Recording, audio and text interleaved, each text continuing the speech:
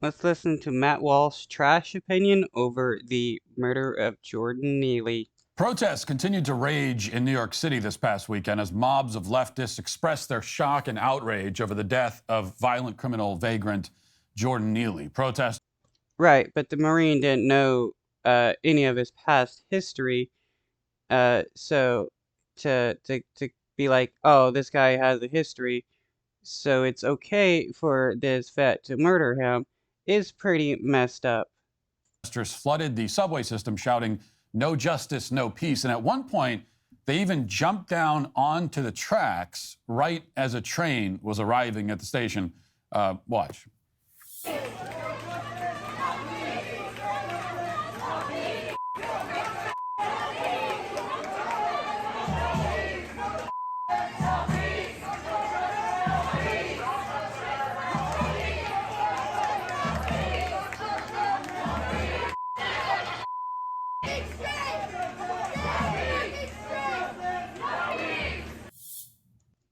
Yeah, part of a protest is to cause disruption so that you can cause awareness. This presents a bit of a new spin on the famous trolley problem, if you're familiar with that, though some would argue that in this case there really is no problem. There's no dilemma. We also came very close by the looks of it to seeing a political demonstrator literally touch the third rail, which I'm not saying, I would never say that I wanted to see that happen. I would never say that. I would never say it.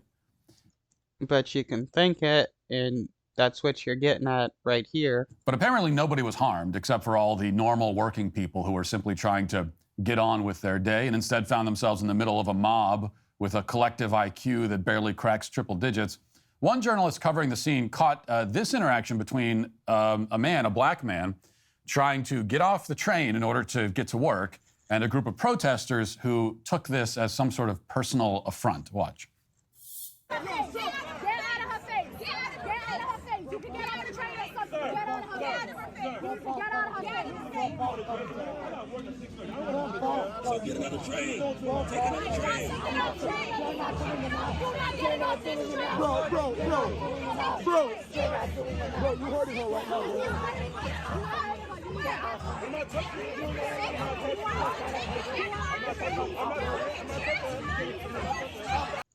Okay, yeah. I mean, it is definitely unreasonable to be blocking the doors and not letting these people out. You can still protest while, letting these people out of the train.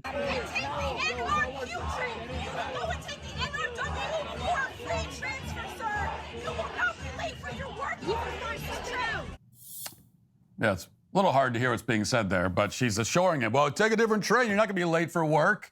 You with your stupid job. That's right, sir.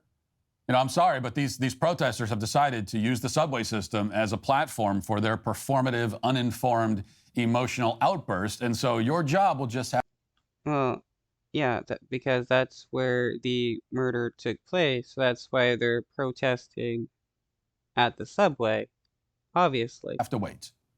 Your need to provide for yourself must take a back seat to their need to get footage of themselves protesting so they can post it to TikTok. This is life in New York City now. You might be accosted by a psychotic drifter while commuting to your job, or you might be accosted by a mob protesting on behalf of a psychotic drifter while commuting to your job. Of course. But there was he wasn't psychotic. Yeah, he was having some mental troubles at the moment, but that doesn't make him psychotic. That's some bullshit just by Matt Walsh. Though, even if he was psychotic, that doesn't give the vet the right to murder somebody for yelling on the subway. If you are actually killed by a psychotic drifter, as plenty of people in New York City, especially in the subway, are every year, there will be no protests on your behalf. Right, no, people would be protesting if the person didn't get charged, and they would also be protesting for better mental health funding, which right-wingers are pretty adamantly against having. That's life in the big city. But as the dumb, brainless mob carried on being a dumb, brainless mob, more information about Neely came to light. And it's now abundantly clear, based on reports dating back a decade, that Neely was a known menace. That's important. He was known. People that took the subway every day in New York knew about this guy, a known menace who had apparently been terrorizing commuters in the subway system for years. Okay. But at the moment he got attacked by the vet, how does his history mean that the vet can murder somebody? It's always funny how people try to use somebody's past history for somebody else, for somebody being murdered by another person, and it's like that person didn't know that this person was a menace, nor was that person doing anything threatening at the time to qualify for somebody to murder them. So this history, and right wingers always love to use it against black people. Oh, look at this. I got a criminal record, so it's a justified case of murder. It's like, no, it doesn't work that way. Which is why he was arrested all those times and yet released back onto the street every time. As the Daily Wire reports, quote, a man who said that he was previously assaulted by Jordan Neely is speaking out about his experience in the wake of the untimely death of the 30-year-old. Neely died last week after a U.S. Marine veteran named Daniel Penny and at least two others restrained Neely following alleged threats and erratic behavior on a New York City subway train. Quote, he should have been in some rehab center, said Philemon Castillo Baltazar. Speaking of Neely, speaking to New York Daily News, Baltazar said that he was assaulted by Neely while he was waiting for a train back in 2019. He says that he was approached by Neely out of nowhere and punched in the head. Yeah, if we had better mental health services, which again, right wingers are against, Neely probably would have gotten the help that he needed, and none of this would have happened. But still, just because he punched somebody in 2019 doesn't mean that somebody in 2023 can kill a person. It's kind of wild. It would be like going up to a white dude and being like, "Oh yeah, this guy punched his wife in 2005. I can choke him out and kill him, or I can shoot him in the head." And it's like, no, that's not how it works. If a person is like trying to murder a person in the moment, yeah, you can potentially kill them if you need to. But just because somebody did something 10 years ago doesn't mean you can murder them. He said, quote, I felt a punch to my head. He didn't say anything. He just hit me. He hit me above my right eye. The assault victim added that Penny shouldn't be punished for his actions. Now, Baltazar's experience sounds similar to another Neely victim who has also spoken out. This is from the New York Post this time. It says, an assault victim of the dangerous homeless man choked to death by a Marine on a northbound F train this week ripped the city for not forcing her attacker to get the mental health treatment he clearly needs. Ann Mitchelltree said she was randomly punched in the head in June 2021 by Jordan Neely inside SK Deli Market on 2nd Avenue in the East Village. The attack caused swelling and substantial pain, but left no permanent damage. After police arrested Neely, Mitchelltree, 65, assumed her aggressor would face charges and psychiatric lockup. And she was sadly mistaken in that case. Okay, but that still doesn't justify him being murdered for just yelling. He still hasn't like given actual justification for this dude being choked to death at the moment he was on the subway and stuff. No witnesses have said that he was punching people or stabbing people or doing anything like that. Just yelling. And how is that a justification for somebody else killing them?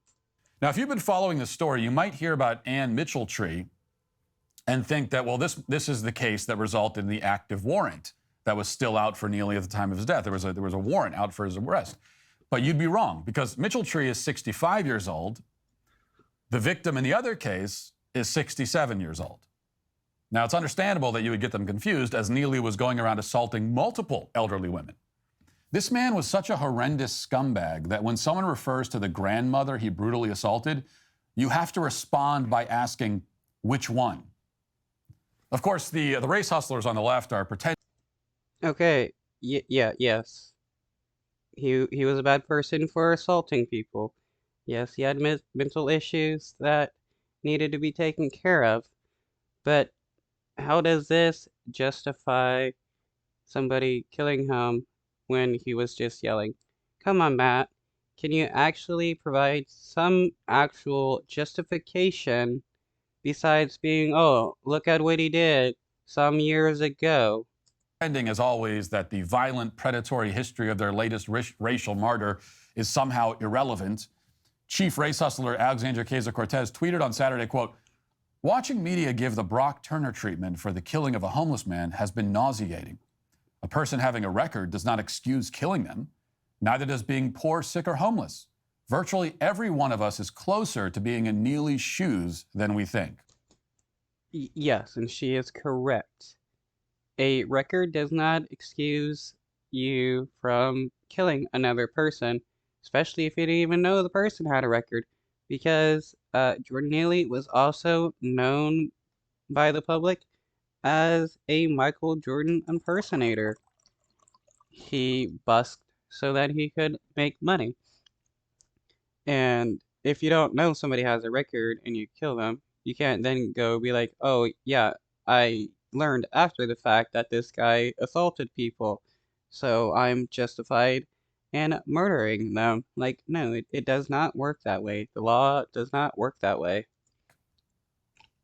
Well, speak for yourself, AOC. I can say, and I'm no saint by any measure, but I can say that I am nowhere near the point of walking up to a 65-year-old woman and bashing her over the head.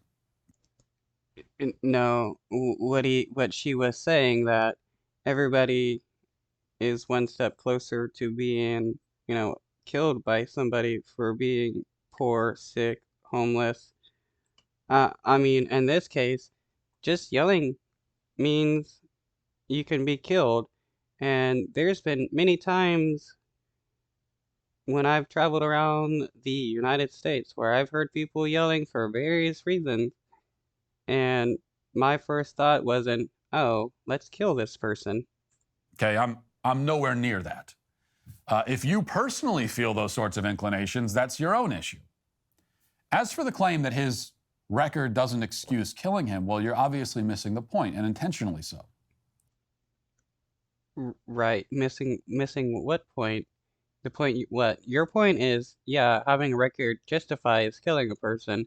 Her counter argument is, no, that is no justification because it actually is not. There is nowhere in the law that says, hey, if this person has a previous record, you can kill them. The point about his violent history is, first of all, that it should at least cause you to refrain from turning this man into a canonized martyr. Even if his killing was unjust, which it wasn't. Even if he is a victim, a murder victim, and it's a terrible, terrible thing. Again, I don't concede that. It still would be absurd to pretend that you're deeply mourning the death of a violent predator who apparently contributed nothing. Predator? How is he a predator? He did not prey upon people. Assaulting people is not the same as preying upon people. I mean, like, he did not, like, use these people for material gain or assaulted them and robbed them or anything like that. He just had mental health issues and became highly aggressive. I'm surprised Matt Walsh isn't calling him a super predator. Nothing but violence and misery to his community. Look, 13,000 people die every hour across the world every day. Okay, it's a lot of people. It is, at a minimum, totally absurd to have a week of national mourning over the death of a violent criminal who assaulted old ladies. I mean, you can. It's mourning over the fact that a person was needlessly murdered for no reason. Yeah, you can keep bringing up his record, but him being murdered for yelling is still not justified. Matt Walsh keeps saying it was justified, but he still has yet to prove it. Claim that every death is sad in its own way. Maybe that's true. But why have you chosen this one? Lots of people, we don't have to say across the world, lots of people die every day in this country.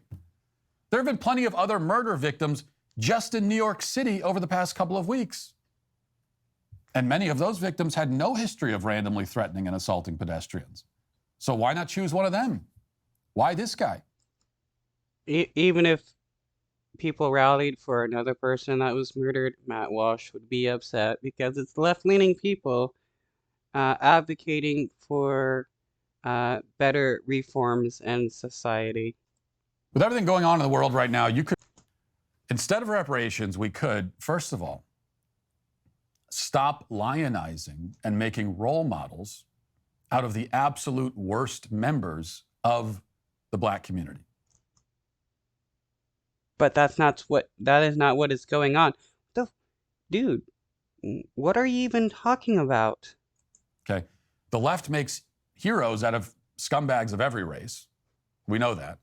But at the same time, there's no white Right. Coming from the right wing who makes a hero out of people like Kyle Rittenhouse, who murders people for being on the left and being against black people. But hey, the left doesn't like the fact that a person murders a homeless person for yelling, and that's somehow making a hero out of a dude. George Floyd. There's no white analog for Yeah, George Floyd was murdered, and those cops were charged. Jordan Neely, which isn't to say that there are no white vagrant scumbag, psychotic criminals going around assaulting people. There are, but Yeah, they people on the right never talk about that kind of that stuff happening. Like when white people kill black people for their racism, they never talk about that. none of them are taken and turned into heroes. And on the right, we typically chalk that up to anti-white bias, and it is. But at the same time, as a white person, I wouldn't want mentally ill vagrants and drug-addicted career criminals presented as our martyrs and heroes. I wouldn't even want that. No, you just want Nazis to be presented as your heroes. You tend to become what you admire, and these are the black people that the left puts forward for admiration. Second, one of the best ways to help any community is to put the dangerous people in that community in prison. Better than, we talk about repairing damage. Well, instead of repairing damage, how about we prevent damage in the first place? And one way that you could do that is by taking guys like Jordan Neely and locking them away. You cannot pretend that you're interested in helping the black community while you insist on making black neighborhoods more dangerous by refusing to prosecute criminals. Simply enforce the law, enact justice on criminals, and things will change for the better almost instantly. That's my reparations plan. Tear down the George Floyd murals, disband the Jordan Neely protests, put criminals in prison. It's not going to solve every problem, but it'll solve a lot of them. And it's a good start. And it's certainly better than any proposal that the left is currently making.